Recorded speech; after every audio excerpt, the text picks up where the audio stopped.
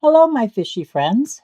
My name is Jeanne with TaraByte Solutions, and today we're going to talk about how to prepare our QuickBooks Desktop file for conversion to QuickBooks Online when using Fishbowl Advanced. These steps are not necessary if you're not using Fishbowl Inventory. So, first thing we want to do is I personally have all my clients zero out their on-hand inventory before when they go live with Fishbowl, but that's not necessarily the way everybody did it.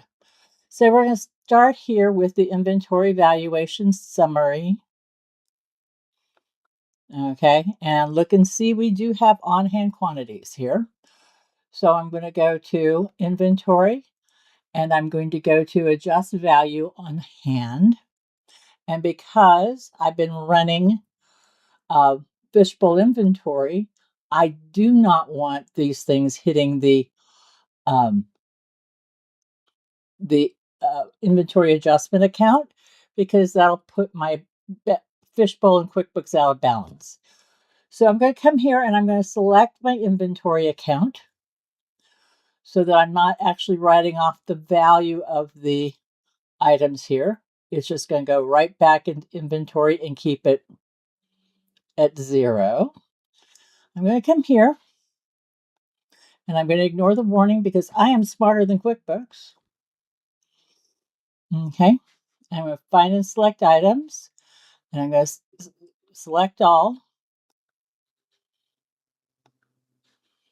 Okay, add selected items. And then I'm going to go through here and I'm going to put a new quantity of 0. And I'm going to come over here. And where's my value? And I've got new value. I'm going to make sure all of these are 0. And then I'm going to save and close. That will zero out my on-hand quantities in QuickBooks without affecting my profit and loss or my inventory asset value.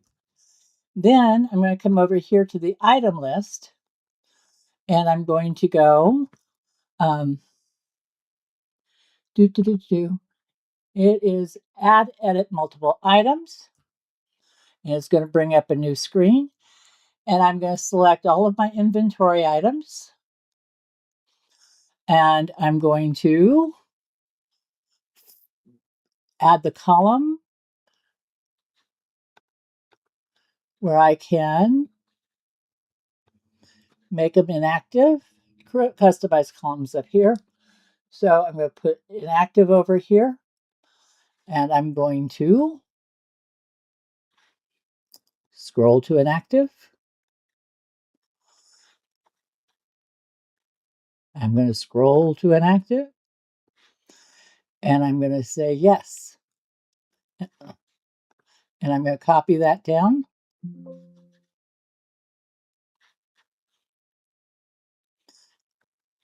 And I'm going to save the changes.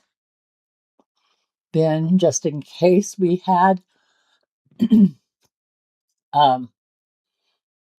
assemblies, I'm going to look for my assemblies, and I'm going to customize my columns again. I'm going to add in active. I'm probably going to move it up a little bit so it's easier to find. And so my inactive column is over here on the left now. I'm going to make them all inactive, save changes. And I'm also going to want to go through and do this for my service items and my non-inventory parts, because I really don't want any of this coming over to QBO. Fishbowl will create the items / product services in QBO that it needs with the appropriate mapping. So I want this to be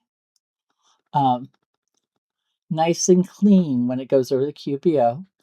So I'm going to make these inactive all at once.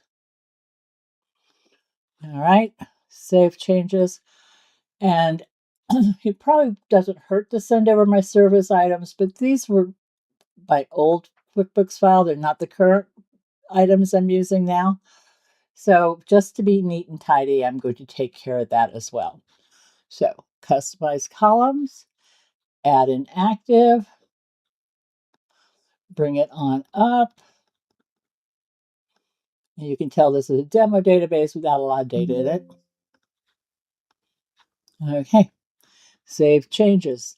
Now I am ready to do the rest of what I need to do to convert to QBO. Thank you very much.